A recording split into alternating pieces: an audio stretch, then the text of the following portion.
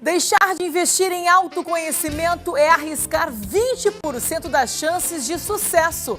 No Seu Ver Mais desta sexta-feira, saiba como se autoconhecer.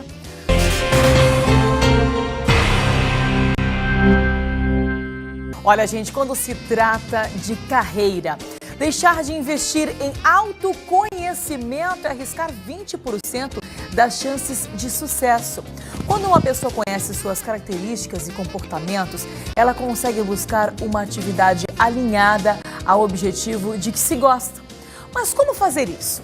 Claro que a psicóloga clínica, a doutora Marília Fedil, que sabe muito bem explicar tudo isso pra gente. Doutora, bem-vinda. Bem-vinda. Você sabe que eu tô achando essa estatística extremamente otimista, 20%? É mesmo? Eu diria que é a questão do autoconhecimento. Se você não tem o autoconhecimento, você prejudica bem mais do que 20%. Olha só!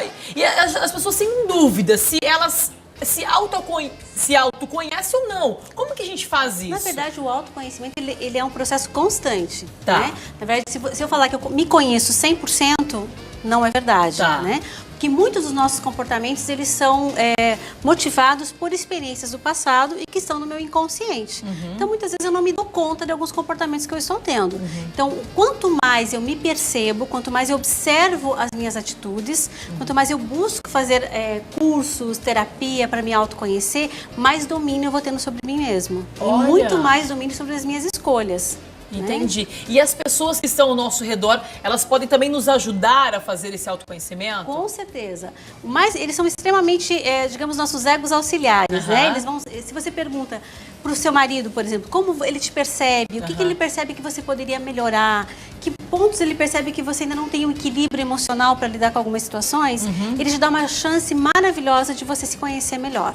Porque o outro percebe em você algo que você não tem consciência. É porque às vezes a gente fala, não, mas eu não sou assim, porque eu não tive esse autoconhecimento. Isso, porque você não se deu conta daquela, não tomou consciência. Você faz, porque nós aprendemos muito desde a nossa infância, tem uma coisa chamada neurônios espelhos, né? Todos nós temos. Tá. Que faz com que nós aprendamos mais pela experiência do que vemos e do que sentimos, do que aquilo que nos ensinam. Tá. Então, muitas vezes a gente está tendo reações parecidas com o nosso pai, mesmo que a gente não queira ter. Olha só. Porque nós estamos repetindo um padrão aprendido pelos nossos neurônios espelhos. Nossa. E aí, quando eu tomo consciência disso, eu posso modificar. Senão eu vou repetindo de forma automática, sem me dar conta. E para eu melhorar isso, para eu mudar esse comportamento, é só com terapia?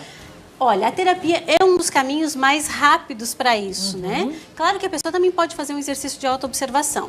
Mas lembre-se de uma coisa, nós temos uma tendência a nos enrolar, né? A nos justificar demais diante das nossas dificuldades. Sim. Por isso a importância de um psicoterapeuta treinado, de uma pessoa que tem essa habilidade, te ajudar a ver aqueles pontos cegos que você não está querendo ver. Então, normalmente nós temos uma tendência a culpabilizar o outro. Não, eu reagi assim porque fulano falou isso para mim. Eu estou estressado por causa do meu trabalho. Eu não estou fazendo a dieta para emagrecer ou cuidando da saúde porque nesse momento não é possível, eu não tenho tempo. Então, nós somos extremamente hábeis em nos enrolarmos. Nossa. E na psicoterapia, você normalmente vai colocar esse espelho diante do paciente e com técnicas, muitas vezes, ajudar ele a sentir e perceber que ele não está tomando um caminho assertivo. Na verdade, ele está se enrolando. Nossa. E aquela pessoa que é, por exemplo, muito agressiva, trata muito as coisas com muita brutalidade, falta de paciência, ela tá, na verdade, transparecendo o quê? Algum trauma que ela passou na infância? O que está acontecendo com a pessoa? Olha, eu sou tida como uma psicóloga otimista, né? Eu acho que naturalmente ninguém é agressivo. Tá. Né? Nós não nascemos agressivos, Certo. nós nos tornamos agressivos. Então, às vezes, uma pessoa adulta, homem ou mulher adulta, que tem um comportamento muito agressivo, ele está sendo dominado pelo todo o sistema dele emocional, pelo cérebro emocional. Muitas vezes ele nem se dá conta da intensidade da agressividade com que ele está tratando as pessoas ou as situações. Então, normalmente, esse comportamento agressivo está ancorado em experiências do passado, em traumas do passado. Né? E aí vai refletindo a pessoa do lado, vai sendo grossa com a pessoa do lado. Isso. Então, digamos, se eu tive muitos problemas com meu pai. Meu pai era um homem agressivo comigo, me desvalorizava. No casamento, eu vou ter uma tendência a qualquer atitude mínima do meu parceiro, que eu me sinta desvalorizada, eu vou ter uma reação agressiva como defesa. Aí, digamos que o marido paga a conta do pai. Porque o trauma é uma situação não resolvida. Então, quando vem com a intensidade lá de trás. Quando a gente é criança, a gente não pode gritar com o pai, né?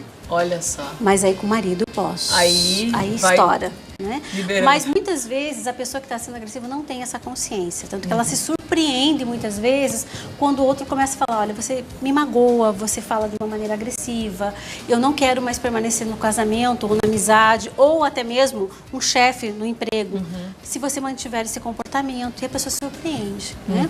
Para mudar, ela precisa muito mais do que apenas perceber. Certo. Ela precisa realmente, muitas vezes, de ajuda para poder mexer nesses traumas do passado e ressignificá-los. E ela sendo agressiva com você, para ela está fazendo algum bem ou continua na mesma? De forma alguma.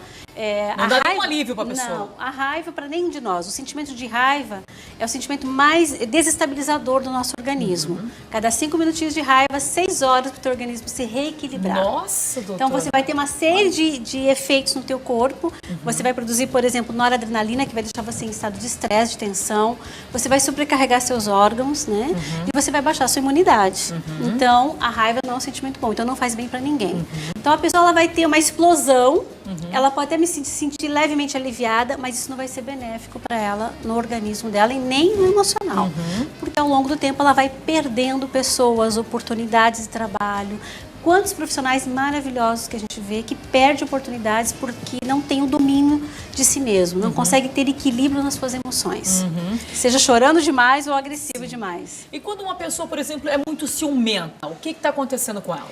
Olha, N fatores, né? Mas provavelmente tem a ver com a história. E nessa história passada, situações em que ela se sentiu muito insegura e abandonada, desvalorizada e a autoestima muito baixa. Então, ela foi muito desvalorizada, a autoestima está muito baixa. Então, o ciúme, ele normalmente está ancorado em experiências do passado. Claro que eu sempre digo, às vezes a pessoa diz assim, meu Deus, meu parceiro diz que eu sou muito ciumento ou ciumenta. Aí você vai analisar a relação e ver como essa relação está. Às vezes a relação realmente é uma relação insegura. O outro dá motivos de insegurança. Porque nós não somos só aquilo, a gente não reage somente àquilo que é falado ou aquilo que é mostrado, a gente também reage às nossas sensações.